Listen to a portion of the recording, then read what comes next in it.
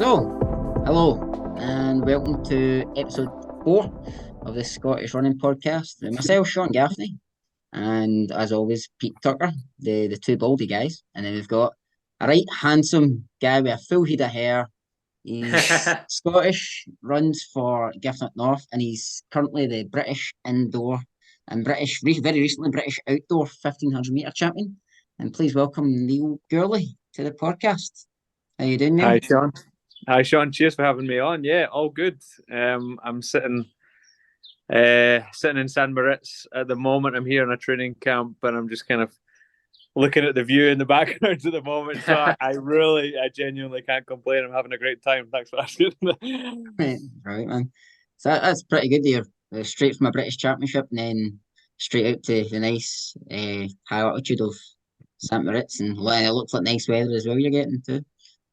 Yeah, it's ideal here. It was always kind of in the plan that after British Champs, we'd go up to altitude. It's a stimulus that's it's been working for me, and the more I kind of use it, the more I feel like it benefits me. You just kind of get more and more equipped to deal with it, I suppose, and to handle the stimulus. So yeah, it was always kind of the plan to go up here. We've got enough time between now and World Championships to, get back up to altitude and work on the strength stuff again and make sure, we're just working to get aerobically stronger by the time Budapest comes along, while still kind of touching on plenty of track stuff as well. A wee bit of a balance. Nice one. Oh, it's just good to see you. Scottish athletes smashing it up everywhere and going to World Championships and everything. So what we like to do first of all, Pete likes to do like a wee quick fire round of just random questions, just to give our viewers a wee insight into Neil Gourley and also our other guests. So Pete, take it away. Thank you, Sean. Thank you very much. Right, hi Neil. Obviously good to chat to you just before we press record. And yeah, it looks like very, very picturesque out there in Switzerland, in St. Moritz. So I'm pretty jealous. But yeah, okay. Onto our sort of quick fire round then. So we'll just start off. I reckon I might know the answer to the first question myself anyway. But if you just let us know your best running achievement or your proudest PB, really. Yeah, best running achievement, I suppose. The European indoors this year probably have to take pride of place in that spot. It's been something I worked towards a heck of a long time, was trying to win a major medal. And I suppose that was my first major championship medal. It's not, when you look back, you maybe don't measure your career exactly just on how many medals you won or whatever, but it's been a milestone that I've been looking to work towards for a long time. So it meant a lot. It certainly meant a lot. It's actually a little bit, my favorite maybe memory in the sport might be actually winning the distance medley relay when I was in the NCAA system. With Virginia Tech. That's because you kind of do it with a team there. So that distance medley relay is a 1200, a 400, an 800, and a mile leg. And so I was on the mile leg at the end, and we won that with Virginia Tech. So that was another one that just, I don't know, maybe that was the one I enjoyed the most. But in terms of the highest achievement, I suppose I'll go with that European indoor one. Yeah, definitely. Yeah. Great. Okay, brilliant. Thanks for that. And then just interested to hear who would be your favourite male athlete. Does it have to be athletics? No, it's you're our guest. You just tell us whoever your favourite male athlete is. I've always really looked up to Chris Hoy and Andy Murray as well. Actually, they've been my two. I go back and forth who my all-time favourite athlete is. Chris Hoy and Andy Murray. Right now, Andy Murray's still somehow still going and still performing at a high level. So I'll go with that. Yeah. Great. Okay. Yeah. With one hip. With one hip. Yeah. Yeah, it's amazing. Yeah. No, that's a recurring theme there with the Scottish athletes. Obviously, I've been up here now since 2017, and it's some great athletes. a bit of banter with my wife, but she's a massive Andy Murray fan. And the only thing I would say, just to add on that, I'm also an Andy Murray fan as well. But just to be clear on it, it is Henman Hill and not Murray's Mound. Okay. So, I suppose Henman Hill has a bit more of a ring to it, but if we're talking about our best tennis player, it's Andy Murray by a mile. That's a fair. Yeah, I can't argue with that. Okay, moving on. So, favorite female athlete. I grew up. The first memories I have of athletics were actually Kelly Holmes. Okay. So I'll keep it in athletics, and I'll say Kelly Holmes because she was the one that first drew me to athletics. To be honest, that was around when I was first, sitting down watching the Olympics. Yeah. And it would have been Athens 2004, watching her win double gold. That got me into athletics, I suppose. I don't think I was running yet, but it made me really appreciate it and really get into it that summer. That's a great shout, and it's good to have a different name because we've had a obviously we're only into our 4th episode, but we've had two votes for I think we've had 2 votes for Paula, so who's always gone down quite well, and I think was it Liz? Who was the last one, Sean? I can't remember now. Paul and Liz McColgan. That's it, Liz McColgan. That was it, right? Okay, so and then question 4, what football team do you support? Getting controversial already. I support Rangers. Okay. I always have. It's been kind of passed down by my granddad's side. Yeah. So support Rangers. I've been able to recently actually to get to a Scotland game, 2 Scotland games actually. So I've very much a Tartan Army guy as well. So I was at the Norway game right after I competed in Oslo. 2 days later, Scotland played Norway in Oslo. So I stuck around for that. And then managed to see the Georgia game while I was home. So, Rangers and Scotland are the 2 I'll really get behind. Brilliant. Yeah, no Scotland, no party. Okay. Exactly. Right, moving on. What's my next question? Okay, your favourite movie? Always been a Lord of the Rings guy. If I had to narrow it down, Return of the King. But the whole trilogy is brilliant. But yeah, Return of the King would be my favourite. Okay, well, listen. Just before we go ahead, can I just ask Neil what his favourite Lord of the Rings quote is? Good question. I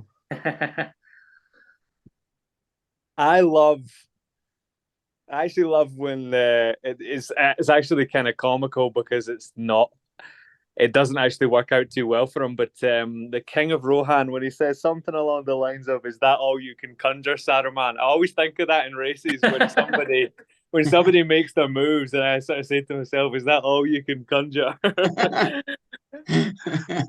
That's good. Start using that one. I'm sure once we get past our quick fire round, we'll let Sean take over with his best Gollum impression. It's pretty impressive, to be fair. And I don't just mean facially either. Like he's really got the voice down to brilliant. But yeah, there we go. He does actually nail it. We'll come on to that. All right, next one. So most interesting person you've met through running? Through running? That's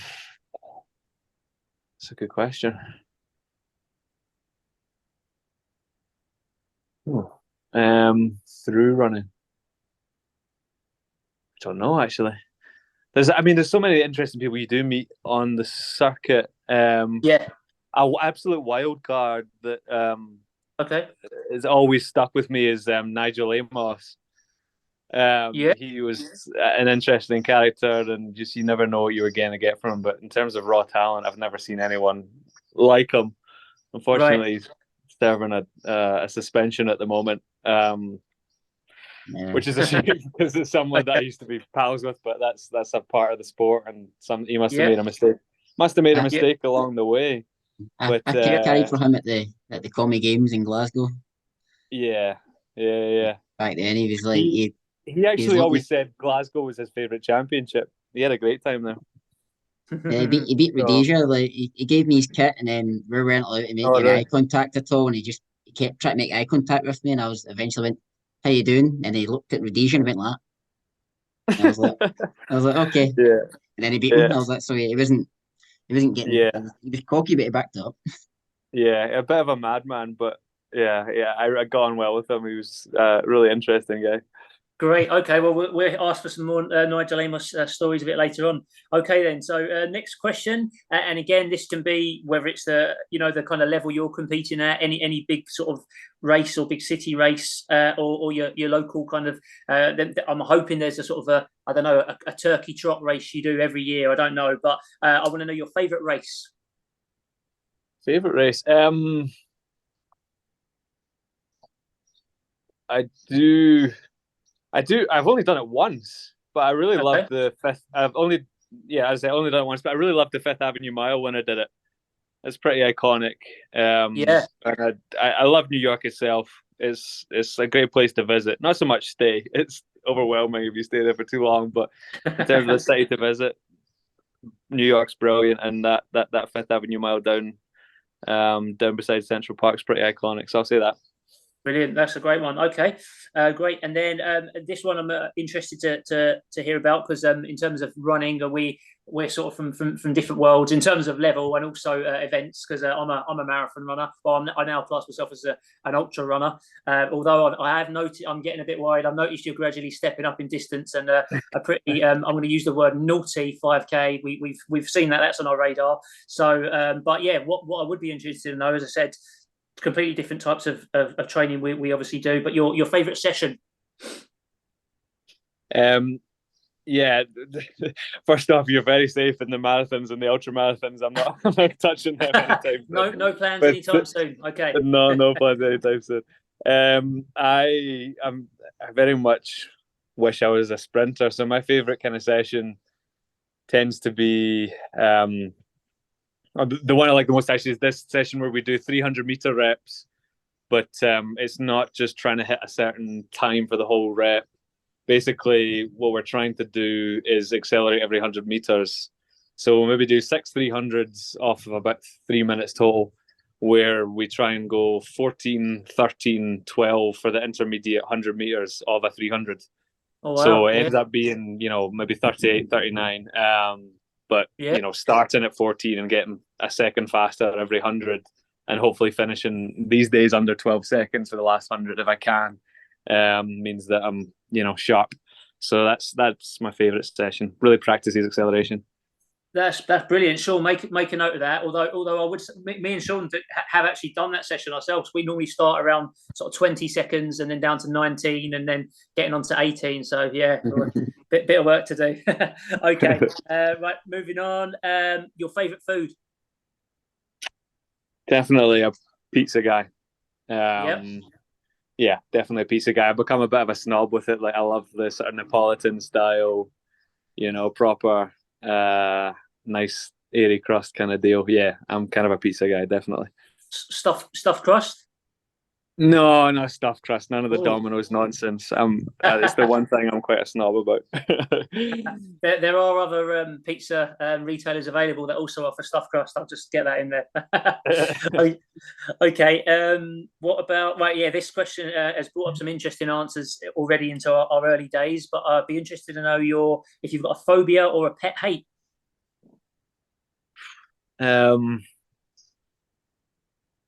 Phobias, I really don't struggle with much. Like I'm a bit of a weirdo in that I'm completely okay with the typical like spiders and snakes and what have you. Like I'm always the one people will call after to take a spider out of the house or whatever. The phobias, I don't know. I don't think I really have any in particular. Pet hates. Oof.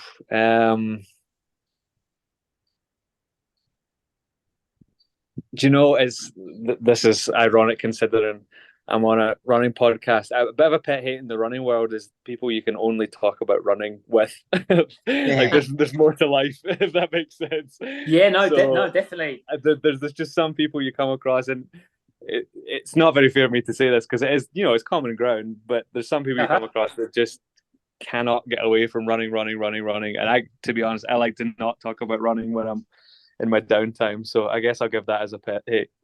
ironically. Yeah. I know the types, and I will admit, I did quickly look you up on Facebook before we came on here, just to see if we had any mutual friends. And one of our mutual friends, who I won't name, he's definitely one of those guys, and he seems to be friends with anyone. Okay. Not just anyone who runs throughout the UK. If you run, he's friends with you on Facebook. But you can work that out by process of elimination. Right, moving on. Okay. I think that was let's have a look. No, that was question 10. So yeah, thanks. That's my quick fire round. So back over to Sean to move things on. Thanks for that. Awesome. Cheers for that, Pete. And then before I go ahead, I'll just do my Gourley impression. So, stupid fat Herbert says. That's brilliant. Brilliant. There we go. Yeah. Yep. Brilliant. Yeah. You can tell why I was single for a long time in my life, you know. He has actually got a girlfriend now. I've met her, Yeah, so I I can do. verify it. Yeah. I do. How often do you fill out the impression? Yeah, I mean, I can phone it to verify she's my girlfriend, but it's Okay. fine. So we got you on because obviously I've kind of followed your progress for a wee while now. You've always been knocking at the door. You hadn't moved to America and your times just started coming down. But when you look at your power of 10, from 2006 under 13, running 5:01 for like 1,500 meters, every year you've just get quicker and quicker and quicker, and then up until this year that you ran 3:30 for 1,500 meters, and you've ran 1:44 for 800 meters, and also like Pete spoke about that 13:11 5K. But we'll get on. We'll ask you a wee question about that later on. But for yourself, Neil, where would you say your running career started from? It was all back at Giffnock North, really. It was a teacher of mine. We'd done a fun run at school, and a teacher of mine, Mrs. Thompson, who I owe a lot to, her husband, Croy. I don't know if you know Croy Thompson. He's been about at Giffnock North for a long time. So Mrs. Thompson suggested I go along to Giffnock North when I was maybe 10 years old. Mm-hmm. And really, I just kind of got excited by the fact that it seemed like I was being scouted for something at the time, because I was playing a lot of football, and some of my pals would get scouted for pro youth football, that kind of thing. So it felt like I was getting identified as having some talent. So I suppose that excited me a little bit. And yeah, went along to club night at Giffnock North and really just loved it. Claire Stevenson was the coach for the youngsters at the time, and still is to this day. She does a brilliant job of getting kids to love the sport. I mean, you just look at the numbers of Giffnock athletes that are competing at the younger age groups and doing well at the younger age groups and just having a great time. And I think Claire is a massive reason why. So she got me into the sport, and from then on, I just kind of loved the challenge of. I mean, it was really the fact that the more I seemed to put in, the better I seemed to do, and there was kind of no two ways about it, really. Especially at that age, the more you show up to training, the longer you train, the harder you work, the better you seem to do, and I sort of fell in love with that process. Right, I know that's a really good story, because you've come in. It's not as if you come in.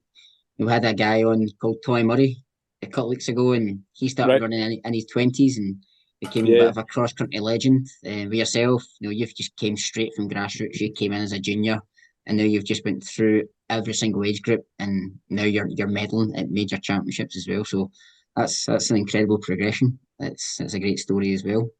So would you say, going from that time, did you see yourself as having a career in athletics, or was it just kind of you enjoyed it more than anything?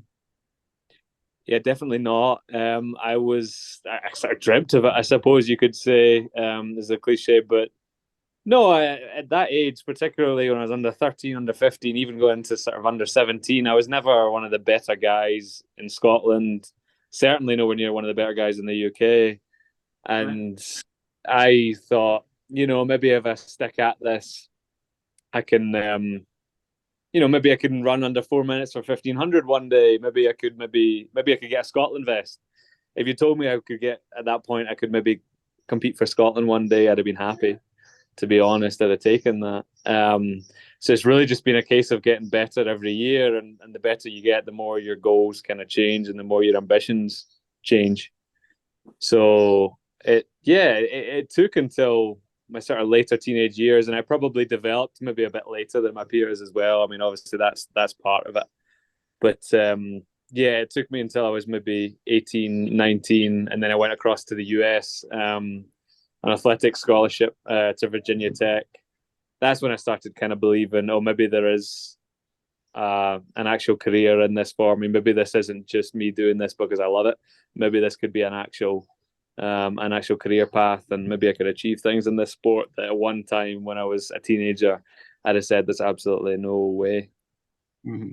That's really, really good to hear, really encouraging as well. And I guess it gives a lot of sort of confidence or encouragement to younger athletes, those that are into the sport and haven't, you don't necessarily need to be, because again, I don't know exactly what age you started running, but obviously I've been running for a long time, and you see as youngsters some really, really good athletes, like whether they're under 15s, under 13s, at such a good level. Sometimes it's a question of those guys that have just developed a bit quicker than other guys or girls of the same age. But and some of them do stick with sport, but often they don't tend to for whatever reason. And then later on, you see guys that were just kind of just enjoying it, competing, or quite, I think it's fair to say, average, and then they've really moved from strength to strength. So it's good to hear the way you've progressed there. Absolutely. And so, like, also that move across to America, and looking through your power of 10 stuff as well, you could see your progression through the Scottish rankings as well. You broke 2 minutes, etc., and you broke 4, and you had some really good performances at the Scottish schools. But the move to America, how did that come about? I'd around the ages of maybe 16, 17, I think that's when Chris O'Hare was in the US, and a few other sort of British athletes, and I kind of looked at that as a way of just to sort of following the dream a little bit.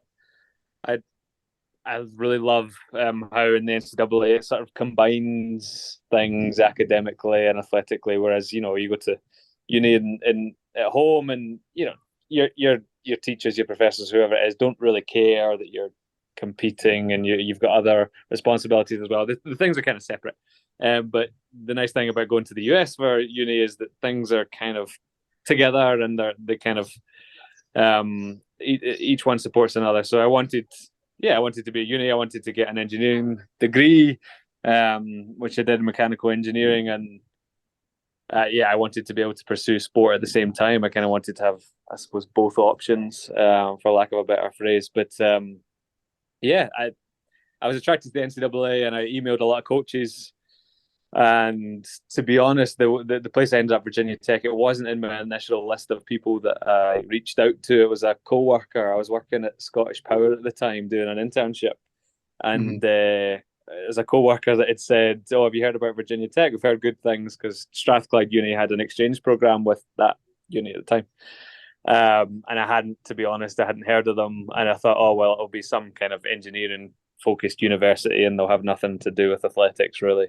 But then started to look at it, and started to look at the coach there and the work he'd done, and the athletes that were good at the time, and how ridiculously they'd improved at their time at Virginia Tech. So I was kind of stats driven at that point. I was doing so much research, and then called the coach, and we got on really well, and we had similar sort of thought processes about how to train and how we wanted to compete. And I just really connected with the coach, Ben Thomas, when I spoke to him. And I owe a lot to him because he brought me on a heck of a lot of an athlete. I think he's one of the best coaches out there, particularly in the middle distances. He's a brilliant guy. Made me a lot tougher psychologically, and just brought me along physically as well. I mean, did you have any other? Sorry, Sean. Did you have any other British athletes out there when you were on the scholarship at Virginia Tech? Not on the team with me. No, I was kind of probably the first sort of British guy that went to Virginia Tech. It wasn't a uni that many people had. I don't know. It wasn't really on the map so much back then, I would say. It is a bit more now with some of the success that they've had.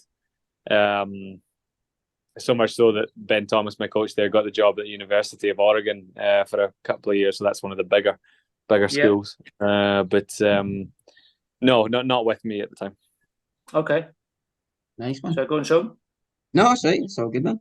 But no, it's been quite a few British, obviously, well, like British, a lot of British, but you got quite a few Scottish athletes over there as well. Like people was talking about Chris O'Hare, and you mentioned Chris O'Hare as well.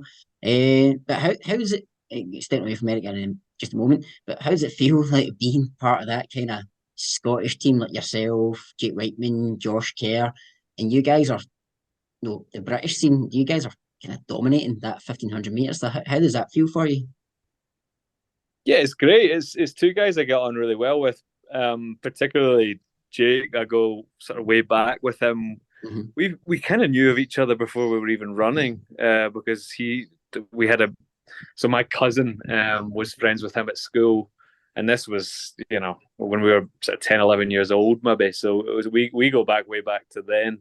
We lived in Edinburgh, so yeah, and I've come up with it through the age groups with Jake all along the way and raced each other. And it's funny coming up through the age groups and not necessarily being the two better guys in the country either, getting beat by plenty of people. But just having known each other for that long, it's kind of surreal. We talk about it occasionally, looking back, like kind of how far we've come. I suppose Josh was a bit younger, so we've gotten to know him since. He was kind of the younger end of the age groups. In fact, for a while, my brother teased me because he had more wins over Josh than I did because he was under 11s. He'd beaten Josh in the past, and until I don't know when it was, back in 2019 or whatever it was, he'd beaten him and I hadn't.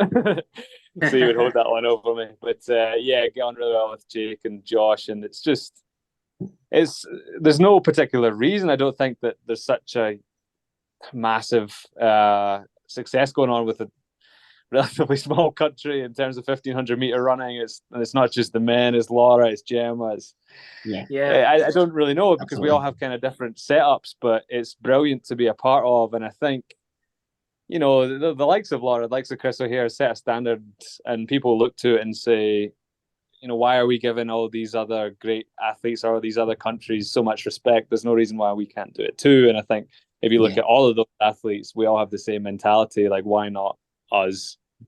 Yeah. Granted, sure, there's a good amount of talent there. You can't. I'm not naive to say that you can't get to this level without some. And there are different forms of talent, but yeah, it's brilliant to be a part of, because it's all good people and it's all people that work really hard to be where they're at. Yeah, absolutely. I mean, and it is like you said there, Laura, the Eilish McColgan, Gemma Ricci as well, and very recently I just noticed on the Scottish Athletics YouTube today, it's like Megan Keith and Alice Goodall won the 5,000 and 10,000 at the under-23 European Championships, and Yeah. I'm pretty sure there's also a girl called Erin Wallish that runs for Giffnock who seems to be doing quite well too. Is that right? Yep, Erin's great. She had a wee bit of an injury issue just recently, but yeah, she ran 159 recently for 800 and just ran 406 for 15, I think, in Poland yesterday. So yeah, Wow. she's coming through. I've known Erin for quite a while because she came through Giffnock North, as you say.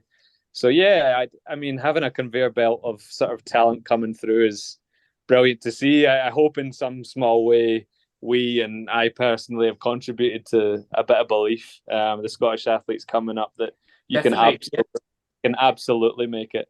There's no reason why not. Yeah, definitely. I think it's just great to see all you guys just pretty much just smashing it up, and I think this year as well.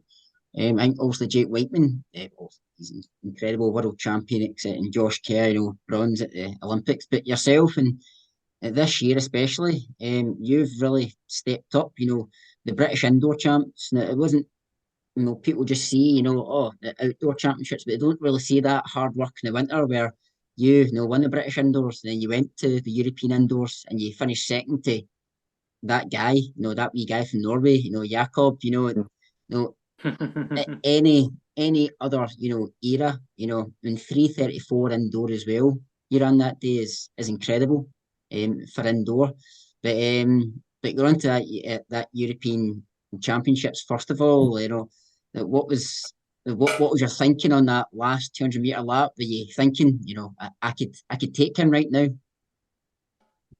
Absolutely, yeah. No, I was. That you kind of have to go in with that mentality, particularly when you race. Like if you're thinking, oh, hopefully I can get second here, it's just not the right way to go about it. I was coming in hoping to win that race. Yeah, and as you say, in the last 200, I made an attack with 150 to go that Jakob knew was coming. I wasn't really trying to surprise him, if that makes sense. I was just hoping that I could have a better turn of pace to beat him to the turn. And he kind of knew it was coming and sort of almost baited me into it. The previous lap had slowed down to the point that it meant he could sort of launch his kick as I was probably launching mine. So it was strategically well played from Jakob. He always gets his tactics right. It's a part of his game that I think is people don't give him enough credit for, is how consistently he gets it right. Yeah. Got it right, and yeah, I looked to attack with 150 to go. I thought I gave myself my best chance of winning, and he just held me off to the turn, bringing us to 100 to go, and not getting past him there meant that it was really difficult then to sort of hover on his shoulder and then attack again with 50 to go, because it's really hard to get around somebody on an indoor track, particularly going at 12 seconds per 100 kind of speed. So yeah, just held me off there, and that was enough really. I tried to attack again, but just didn't quite have it to get around him. The only thing I might have done differently is literally waited until 50 to go to really kick. But in hindsight, I don't know. I made the best decision. I thought I made the decision I thought gave me the best chance of winning, and fair play to the guy. He's not half bad at this 1500-meter running, and he held me off. So can't complain. It just being bettered.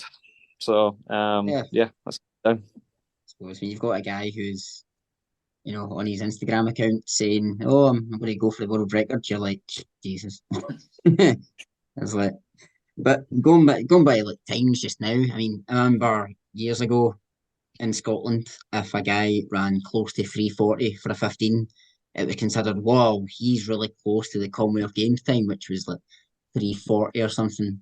And I think like a few years after that, the standards got a wee bit better, and a guy called Chris Gawson ran like 337, and everyone was like, "Oh Jesus, wow, that's incredible!" And it was at the time. It still is a great time, but you look at you, Josh, Jake, you've all ran like between 329 and 330 for three Scottish athletes, which is just frightening. It's honestly so incredible just to see, and it's not just these are, just knocking at the door. You're up there like yourself, winning major medals and challenging for world titles. Do you feel there's been a particular time in your career where you felt?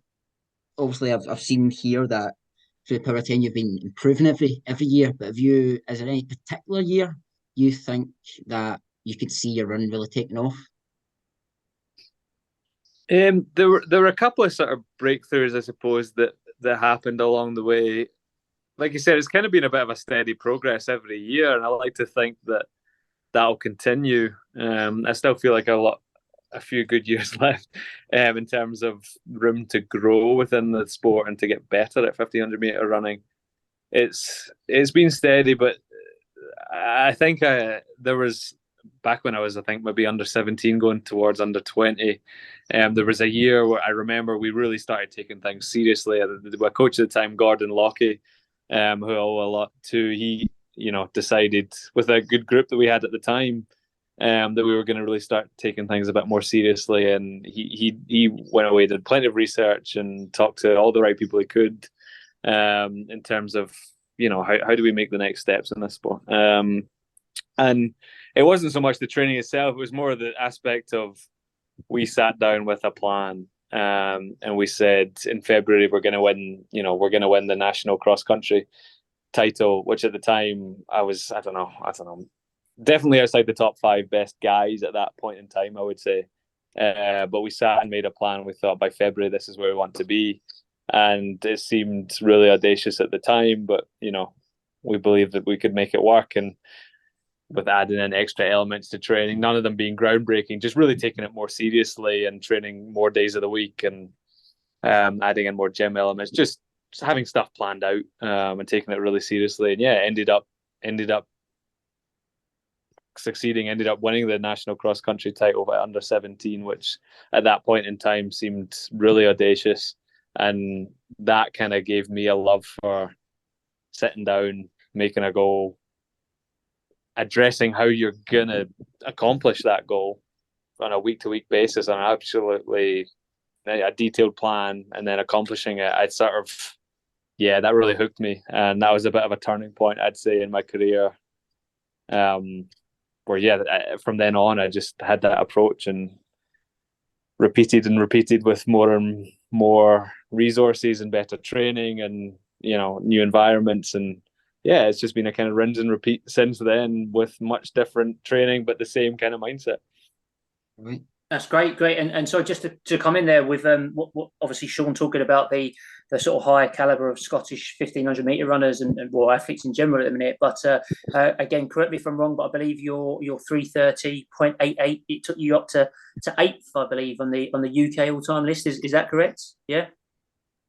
Yeah, it sounds correct. I don't know, if I'm honest. Well, there you go. I'm hoping to keep climbing, but no, I don't know. Scottish Running Podcast exclusive. Yeah, assuming my records are correct, you are 8th, and so I just wanted to touch on that. So obviously with your 3:30.88, so in 7th you've got I don't know if you've heard of him. He used to run a little bit back in the day. A guy called Steve Yvette is in 7th for 3:30.77. So that's, by the way, I don't know if that's 100th of 1,000th of a second. It's not much anyway, but sure, obviously that's clearly well within your reach and your targets. And then I think we've got Charlie Grice in 6th. Again, another guy who you might have heard of, Seb Coe in 5th. Then we've got Cram in 4th, and then two of your compatriots, Jake Whiteman, 3:29.23. Josh Kerr 3:29.05, and then obviously we've got Mo at the top of the pile. But I'm hoping to see that change. And so yeah, just I guess clearly at your level, and that it's fine margins, and it's all right. That might only be a second or 2 seconds, but I realise that's a hell of a lot at that level and over that event. But just I don't know where do you see yourself going with it? I don't want to put any. I'm not wanting you to list the time or anything, but like you say, I could certainly see you climbing up that list. Just how far remains to be seen. Yeah, I don't have no idea where I'll end up, to be honest. I think I'll end up higher than I am right now. That's the only thing I'm quite confident. That's the only thing I'm quite confident in saying. Brilliant. I'm gonna run faster than I did in Oslo at some point in time. But yeah, I don't know. I don't know where I'll end up. I don't think it's that bold of a prediction to say that by the time the likes of Josh, Jake, myself, whoever, Jake Hayward, George Mills, whoever it is, by the time this kind of year's through with it, and there'll be other years that come by and surpass us, I don't think Mo's British record will stand for all that much longer. Just the way things are going at the moment, be it this year, next year, a few years' time, don't know. But the standards are changing a little bit. You see it in 1500 meter running at the world level just now. What used to be good, as Sean was saying, I remember not that long ago when being under 340 was brilliant and everybody was so impressed if you could be in the 330s, and now it's a bare minimum to be a lot faster than that, put it that way. It's just things have moved on a little bit, but at the same time, I've never been someone who puts all my stock in kind of times, if I'm honest. I want to compete at major championships, and that's kind of what does it for me in this sport. PBs are brilliant, don't get me wrong, but I think when I look back, it will be the memories I have in championships and how I competed against the best athletes of the world. That's what I love, competing against people, mano a mano, kind of in competition, not Diamond League style, kind of championship style. That's the stuff that I really relish, and I think I'll look back on. Okay, well, listen, I've got a great follow-up question on that, actually. Just since we're talking about major championships and Diamond Leagues, competing at the highest level, not clearly you're striving to improve all the time. So I'm just wondering, is your 2013 1550 Pollock Park run, is that up for revision at any time? It's Not anytime soon, I don't think. When I'll be lining up, I don't think I'll line up in a park run until I retire, maybe. So no, that might stay my best. I'll leave it at that. I'm Well, quite happy. I'm quite secure well, having that park run time to my name. I'm sure Andrew Butchart is listening, because he actually emailed us and asked us to ask you that question specifically. Because he's worried. No, he didn't really, but his world record is safe. Well, get going. Obviously, having a good chat there about obviously your championships and how your teams have just got better and better and better every single year. But what? So for our listeners just now, what does an average training week look like in terms of like mileage, gym work, etc.? Yeah, I can sort of list it out. So generally, our harder days are Tuesdays, Fridays, and Sundays. So typically, I'll start my week actually with a kind of rest or recovery day. So every other week, Monday's a rest day. And on other weeks, it's maybe just an easy 6 to 8 mile run, because we're coming off usually a hard Sunday. So Tuesday morning, I'll do a hard session. It depends where I am, kind of in the sort of periodization of the year. But at the moment, a typical strength week might be on Tuesday doing. It depends, some sort of threshold stuff. It could be some K reps. It could be anything in between. And so Tuesday will be a typical sort of harder workout. Come back in the evening, do another run, do my lifting. Gym work tends to be on the hard days. So that might end up being a sort of 18-mile day, all in all, with the warm-ups, cool downs, double run, that kind of thing. And the gym work on top of that. Wednesday and Thursday tend to be quite easy. Wednesday's often just one kind of medium long run. Thursday's probably two runs, doing some sort of technical drills and strides in the evening on a Thursday. Friday I'll have another harder session in a strength sort of aerobic phase. It could be sort of hill reps. I'm big on doing hills most weeks in the sort of strength building side of things. So we'll do long reps of hills, we'll do medium reps, short reps, just a kind of mix. I don't like just doing any one particular rep. I like kind of mixing it up with the hills. I feel that works really well for me. We'll come back in the Friday evening, do a double and a more gym work.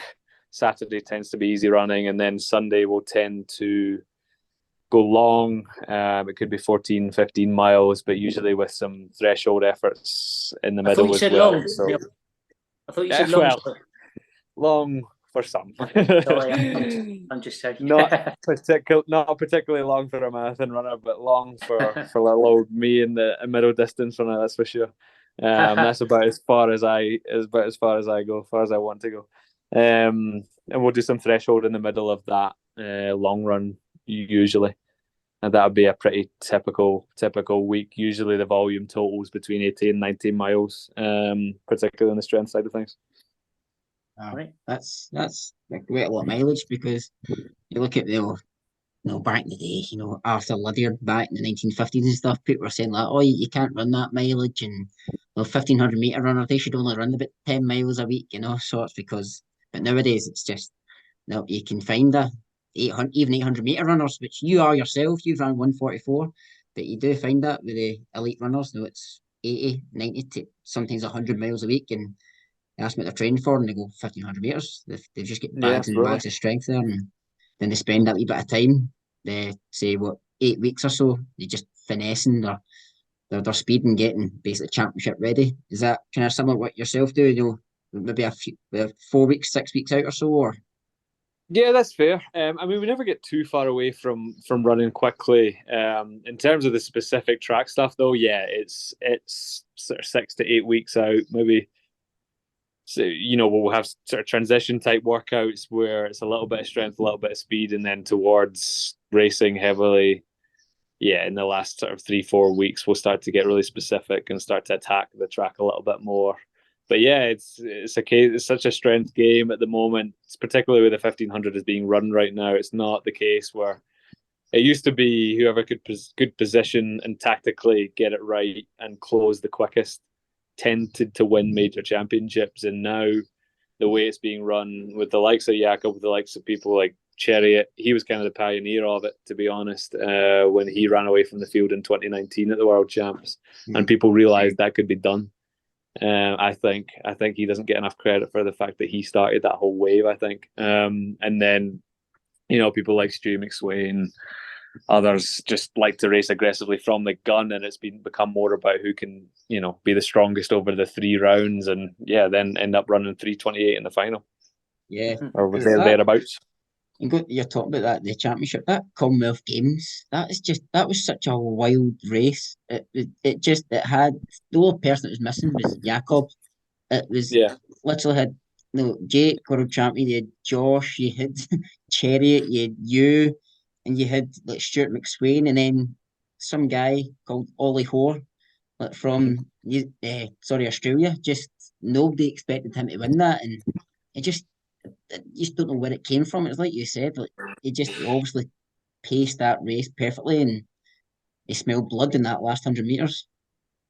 Yeah, it was a crazy race. That one in particular, because I think it was relentless in the sense that there was a guy from South Africa that I think went out way too harsh in the first 300 meters, but then that set it up for Kipsang to hit the front and take it hard, and then Chariot to hit the front and take it hard, and it was just like 3 or 4 different attacks in a row that meant that it was just relentless.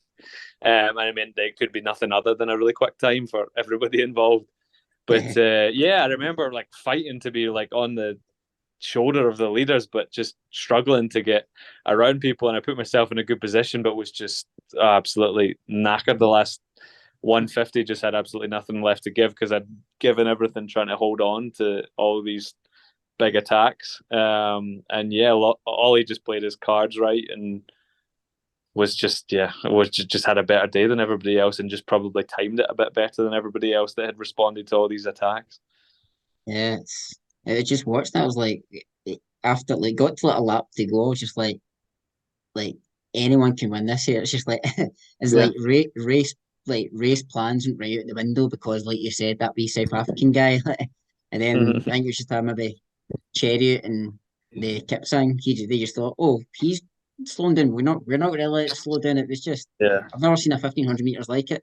The only last one I seen like it was when Rhodesia got his world record at London, and then everyone else just tried to follow him. It made everyone else run a PB, and that was apart from that was kind of that 1,500 meters was one of the craziest races I've ever seen.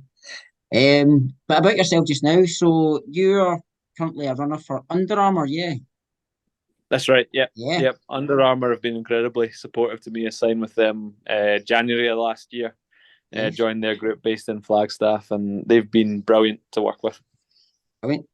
So again, like, how did that one come about as well? Was that just they seen how amazing you are and they wanted you on their books? To be honest, it was at the time. The year prior, I'd actually been dropped by Nike. I was sponsored by Nike before that, and I got injured in Olympic year, and they decided to go separate ways, shall we say. And Under Armour were probably at that point in time the only company that were really interested and really seemed like they wanted to back me. This was early in 2022. That I'd first signed. So early in 2022. People have a short memory in this sport, and I wasn't at the Olympics in 2021 because I got injured. And people quickly move on and forget that you can be a factor at the world level, and I knew I would be. It's just a case of getting back healthy and getting back to my normal self running wise.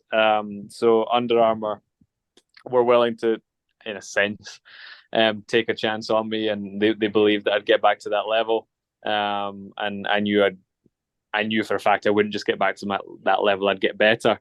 But it's all well and good saying that, and another thing actually doing it. So they had belief in me, and I hope I've sort of repaid that in a way. And my agent Stephen Haas actually is the guy who runs the group itself. So he kind of was instrumental in getting me a contract with Under Armour, and if it hadn't been for him, then who knows where I'd be. But he helped me a lot in getting that sorted. Sorry, just on that note, sorry, Neil. Stephen Haas, you mentioned the name there. I don't know the guy myself, but I recognise the name. I'm sure he's obviously was part of the US sort of collegiate system himself. Was he which university was he linked to Butler at all? I may have got that wrong. I don't know what uni he was from out there. No, he's not with the uni at all. Right. He's an agent in the US for a number of athletes. Actually, it's not even just Americans, but Right. he's an agent and he's also a coach based in Flagstaff as well. So he runs Under Armour's group based in Flagstaff. I don't know how he does it all, to be honest. I don't know how he has any time in the day, but right, okay, busy guy. But no, not connected with a uni at all. He bases in Flagstaff. I think he did go to Indiana when he was younger, right. college, but not to do with any uni now. Oh, that makes sense, because I believe sort of a former sort of teammate of mine when I was down the road, Scott Overall, was obviously out in the US as well. That he was at That's Butler right. with another. A couple of guys I know, a guy called Andy Rayner and Ollie Laws, who both work for On now. Right. But yeah, and I know Scott. I believe he knows Stephen Hess, so it's probably through Yes, that. Scott's good pals with Stephen. That's right. Yeah, that's it. That's the only reason I know that name. Right. Okay. Sorry, Sean. Go on. Over to you. No, that's right. You know, like you said, going from Under Armour, that you knew you would get back to that level and get better. Like you've shown that, like, your major medals and your PBs have came down as well, and quite a blistering 144/800 as well. I mean that's Yeah. quite incredible, and it's for me 800s are, for me, they're probably the most painful race on the track. But obviously, you're running against the world class athletes at 1500 meters and 800.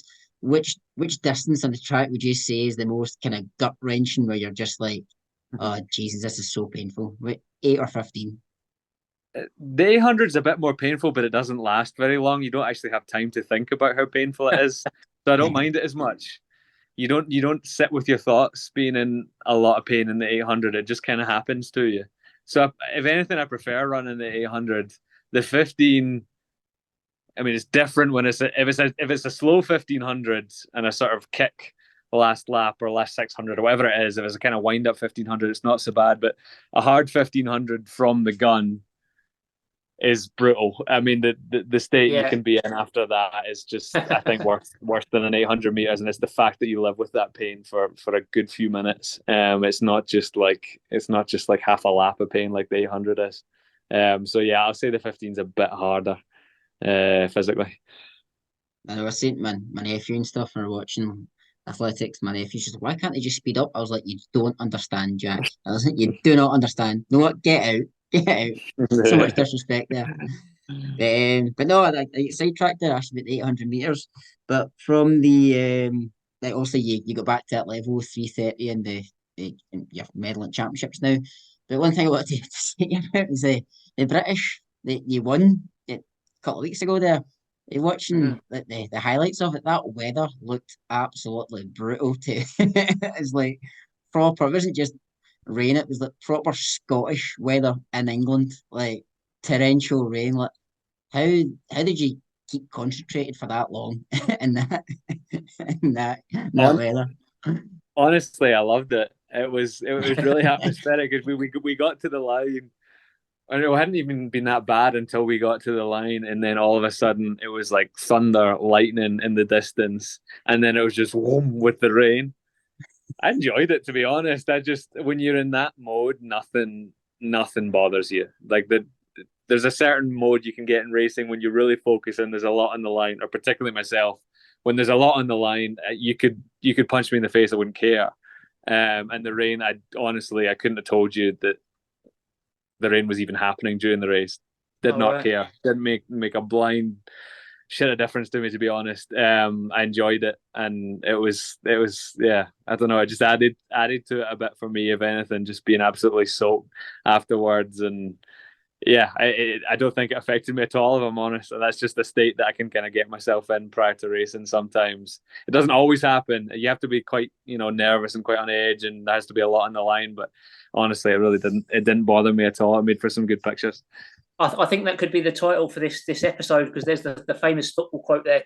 Could you do it on a cold, rainy night in Stoke? So Neil Gourley can do it on a cold, rainy night in Manchester. No problem. Yeah. Absolutely no problem at all. No, yeah, particularly being born and raised in Glasgow, maybe that helps too. Yeah, I'd say so. Yeah, definitely. I hate these people that when I'm going to a cross country race and the weather's terrible, they go, "Oh, it's not going to be cancelled." I was like, "No, No. no, no, it's never going to be cancelled. Like only if it's like ice and you can't run anywhere. Like no, running this does not get cancelled whatsoever." When I was watching that one on TV, I was just like, I can. Uh, I would, me personally, I've got well, my pals call me the dolphin because I've got no hair anywhere. You know what I mean? I'm like, so they said like you should actually run faster in the rain because you just slip right Aerodynamic. through it. But Yeah. there's been times where running races, you're running in the rain. I just wonder how you felt. That just kind of shows like your mindset as well. It's just you didn't let it bother you. You actually look forward to it. And is that? Would you say the mindset that's something you've always had, or something you've had to work on, or? No, I wouldn't say I've always had it. To be honest, when I was younger, it's a tough sport psychologically. I wouldn't say it's as tough as it gets, but it is a tough sport psychologically. Yeah. And growing up, I don't think I was ever the toughest athlete psychologically by any means. I'd have doubts. Everyone has doubts, but I'd, I dread racing a little bit, and I think things changed a lot for me when I was at Virginia Tech. I'd say you mature naturally yourself as well, but while I was there, the coach there, Ben Thomas, was brilliant in changing my psychology a little bit. Just the way he talks about things is just kind of in absolutes. We're going to do this and we're going to do that, and not being scared to put a sort of ambition. Talk about an ambition as something that's going to happen, and not being of a mindset we say, well, hopefully if things go right, actually committing to what the plan is, and not really accepting the alternative is kind of how he operated. And he instilled this kind of self-belief type deal. It was never cockiness. It was more just like refusing to accept the sort of alternative, which would be, not achieving your goals, not doing what you set out to do in the race, and not letting anything sort of distract you from what you're about to do right now. He was great in instilling that, and it's just a kind of I don't know how happy you are with swearing on this podcast, but I'll go for it. Basically saying, fuck you, I'm going to win today on the line is the sort of mentality. It's the fuck you mentality. And it's not something that, I ever approach day-to-day life with, but when it comes to competing, it's the kind of mentality that he instilled in me. Fuck you, I'm going to do this. That's the kind of mentality you need. And you hear so many people in running, it's like, how's your running going? Like, oh, I've got whatever next week. Go, hopefully I'll do this. It's, you very rarely hear from people who go, I'm going to do this. You've just kind of got to have that mindset, I suppose, especially at your level as well, because 99.9% of the athletes you're running against that the World Championship, they've all got that fuck you attitude. Yeah, absolutely. Yeah, you see it, and it doesn't really come out until the sort of call room, and it doesn't come out until you're on the line. But you see it elsewhere. Like nobody's going to give you an inch if you're passive about it. Oh, definitely not. But a couple other things. So, bear in mind you are 8 and 1500 meters. I think with your times you probably could sneak into an 800-meter team as well, but also we're going for the 1500 just now, and you've been smashing it. But your 5K time 13:11 this year. So we know Pete spoke about Andrew Butchert's partner and world record, which is safe for now. But the Scottish record he's running is 13:06. I mean, considering you're concentrating on 1500s, I mean, you're only 6 seconds away from that. Would you ever want to have a wee nibble at that record or move up at all? Or? I don't know about moving up. I've always been more of an 800-meter runner than I am a 5K runner. But what we've been doing over the past couple of years is just simply getting aerobically stronger. We know that's the kind of weak point of the game, and trying to turn that weakness into a bit more of a strength, I suppose. But yeah, just constantly trying to get aerobically stronger. In the past couple of years, I've taken it to sort of mid 1330s to sort of 13 20-ish, or was it 13, 16? I can't remember. And now 13, 11. Yeah, it's just the way the 1500 meters has gone is kind of the strongest people are winning aerobically. So we've been working really hard to train more like a 5K runner, to be honest, and in terms of the work that we do. And thankfully, it is working. The more time we spend at altitude, the more volume we put into our sessions, the more time we spend doing hills, that kind of thing. It's no one thing, but we have trained, I guess, more like a 5K kind of runner the past couple of years, I suppose you could say, particularly in the base building phase. And yeah, it's going to be the key to running faster and faster in 1500. The speed is there, and we'll always keep that involved. And there's a bit of a ceiling with the speed stuff, and thankfully, my wheels tend to be good for a 1500 meters, but it doesn't really matter if you've got the best. So this is something that Jake Whiteman's talked about a lot.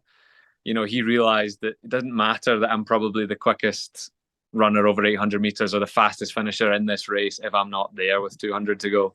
And it really doesn't matter that I'm one of the better guys. I'd fancy myself over an 800 with just about any of the 1500 guys, but it doesn't matter unless I'm there with 200 to go. So that's been the big challenge. And it's just been a byproduct of that, to be honest. We haven't been trying to run any particular time for 5K. We've just been trying to improve and improve and improve. And those 5Ks were just me testing that we are improving and getting feedback by doing them.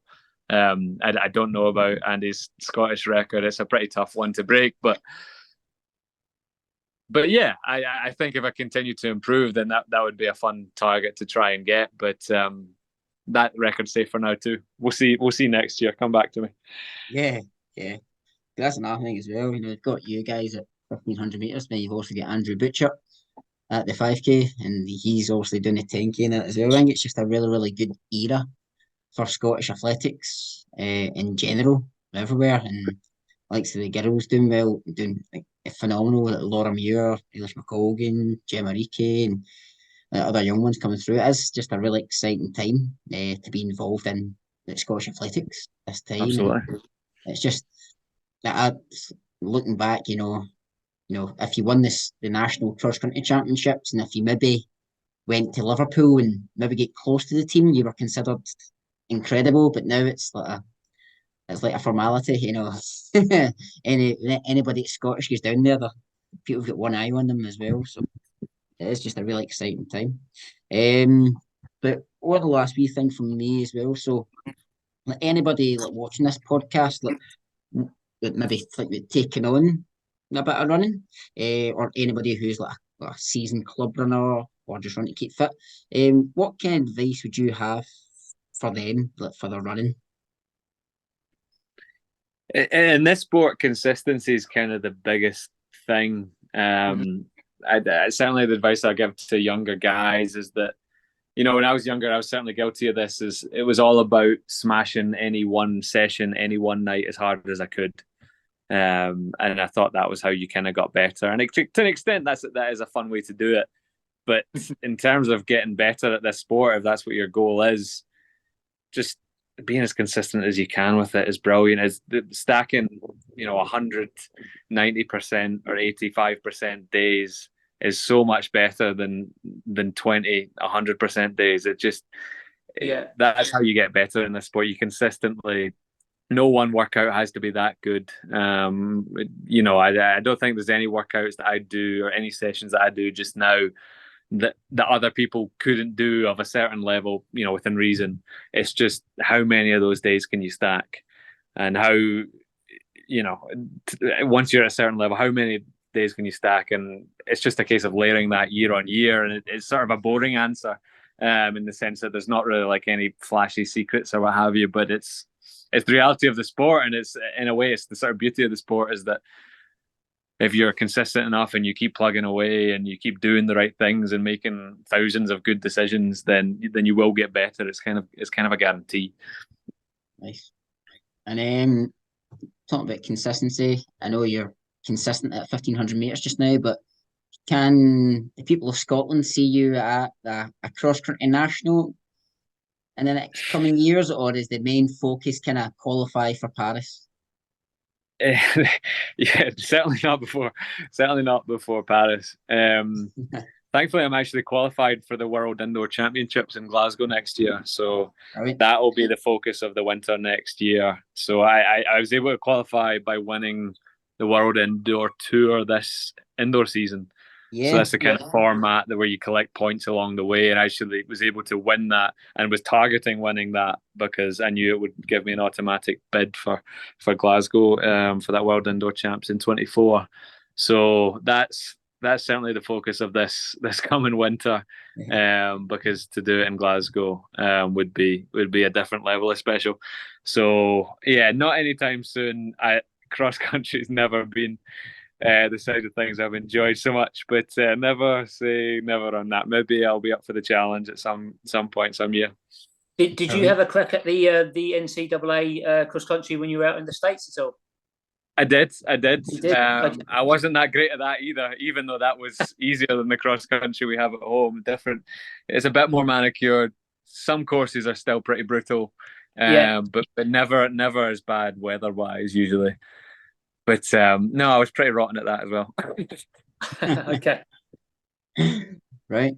Well, Neil, it's been amazing having you on, and thank you very much for coming on and talking to us and giving us your wisdom and your favourite Lord of the Ring quotes. It's been sensational. Pete, have you got anything else you want to ask at all? Well, no. I just finished. I just had a couple of questions here that I'd circled. Just a few random questions if you like, but no. In terms of our listeners, I mean, obviously the level you're competing at. I mean, a lot of us runners, and obviously certainly the younger guys, obviously that's what we all aspired to achieve. So it's great to see you doing so well. But no, I mean, you talk about obviously consistency, and I think that's a really important message because yeah, you're right. I mean, I think a lot of us can know and relate to that, and that's often the downfall or the problem with us. I'm sure I speak for Sean and myself here included. Consistency is key. So yeah, no, I mean, I guess one question. So obviously you're a professional athlete. You're competing at a high level, and you're doing amazing things. When was the last? How many years have you got to go back until Neil Gourley woke up one morning, looked out the window, saw the weather, and just thought, do you know what? I'm not going to run today. So how many years are we going back? Because that definitely happened at some point. It must have happened, but it's been an awful long time. I honestly could not remember. I would say the last time it happened. It's a sort of a non-negotiable for me at the moment. That the work gets done. So I don't know. Yeah. It'll be at least more than 10 years ago. Can't remember off the top of my head, but yeah, that's just a non-negotiable for me, is showing up and doing the work. Definitely. Okay, no, great answer. That's what I was expecting to hear. And just other question I'm intrigued about from a personal point of view. I mean, I've done a little bit of this myself in the past, where I've been playing around in the labs with the old VO2 max testing. So I'm assuming you do that. I don't know how regularly, whether it's part of the sort of UK setup or how that works. But yeah, have you been tested recently? And what is your VO2 max that is peak? Yeah, talk to me about that. I actually don't. Oh, right, okay. I don't. Yeah, there's not a whole lot. From my knowledge, you can glean from VO2 max. I mean, everybody's kind of different in that respect, and increasing your VO2 max is possible, but it's not certainly something we target our training towards. Right. There's a lot of talk these days about lactate threshold and moving that up a bit. That's a big part of the conversation. But VO2 max is not something I really pay attention to much, if I'm honest. I couldn't tell you what mine is, if I'm honest. Okay. I don't know. But yeah, I got a good sense for what my lactate threshold is and where we like to sort of hover in terms of doing tempo work, threshold work. But a lot of that, more than most for me, is done off feel rather than strictly scientific. I think we strike a bit of a balance in what we do, and that we do, pay attention to what our bodies are telling us and pay attention to biomarkers, but we're not hung up on the science. I'd rather let you get to a sort of point in this sport where when you're working too hard, and I try and be a kind of in command of what I'm doing in training, and you get to a point where you've trained enough that when you're running a bit too hard or when you're about to get over that sort of threshold. So yeah, I like to do a bit of field more than most, I would say. Okay, and so just to finish off, really, the last thing really from me, just on that note, following on from that, because obviously the type of training you do to what I do is totally different. But you talked about lactate threshold. So would there be, I don't know, again, would there be a specific session you might do to try and actually improve that or to work on that? Yeah, a lot of it is just basically steady sort of state running at a particular pace that's maybe just before that lactate level spikes, physiologically speaking. So it can really be a number of ways to attack it. I always say people get hung up a little bit on how to attack the sort of threshold side of things, and really, I don't think it matters that much. If you could do 8 by a K, if you want to do 2 by 3 miles tempo. I mean, something we do often is 3 miles tempo, take 3 minutes, do another 3 miles tempo at that same kind of threshold. Yeah, we might do 8 by a K where it's around about the 3 minute mark for me, or just outside the 3 minute mark, depending if we're altitude or not, and usually taking about 60 seconds between. It could be 5 by a mile. 5-6 miles of work is generally where I hover around with the threshold stuff, and it can be K reps, it can be mile reps, it can be a straight through tempo. There are different ways to do it, and my advice would be not for most people not to get too hung up on what they're doing when they're just doing a threshold session. It almost doesn't matter that much. The more important thing is just getting it done. Yeah, I would. So no, thanks. That's some great advice, because there'll be a lot of people listening to this who will take some of this advice forward. But also as well, would I be right in saying, obviously based on your answer there, like you said, that the session maybe not whatever distance it is you're doing is not as key. Would it be fair to say that getting the actual pace right is crucial? I mean, like for example, for myself, we talk a lot about doing certain runs at marathon pace. Now the problem I have is I tend to try and want to run the times I ran when I was a faster sort of in years gone by, when I was running my PBs, and so my marathon pace. Well, my PB marathon pace is certainly not my marathon PB pace now. So I tend to try and go at my perceived marathon pace, if you like. Whereas I guess I need to be a bit more realistic and run at the marathon pace where I'm at right now. Yeah, it is an important point, actually. It's the mistake a lot of people make, and it's the mistake I make still to this day, is, letting your ego or letting your kind of just your competitive drive get in the way a bit and running too hard. Because the whole point of a threshold session is that you do stay at a specific kind of controlled effort for pace. And adjusting, if it's hot or whatever and things aren't going your way, or your altitude, whatever the factors may be, is just being sensible. One of the best things a coach can do for you is hold you back a little bit, because up here wants to go faster. That's how I'm going to get better. But sometimes the smart approach is just to be sensible, and I need to preach it to myself at times as well when I want to push the envelope, and it's quite hard to just hold yourself back. But you got to do the mature thing. And it's especially a problem when you start training with other people in places like Flagstaff, where lots of good athletes come, and your ego wants to tell you to go with this guy. I can hang with this guy, even if that's not going to help you. So the important thing I teach to people coming up through, early in their professional careers, is just do what you need to do to get better, and don't get hung up in hanging with this guy or that guy, because it won't help. Brilliant. No, that's great. Thanks for that. That's really, really useful advice. And that's pretty much it from me. And obviously, it's been a pleasure and a really useful and great and insightful to hear about your training. And obviously, wish you the best of luck. And it's Budapest we have up next. I think we said so. I'll be looking forward to that. I'll be tuned in, watching that. So I will even have my saltire out as well. Despite my accent, I now live in Scotland, and my daughter is obviously Scottish. So my wife will certainly have her saltire out. So best of luck, mate. We love to hear it. Thanks very much.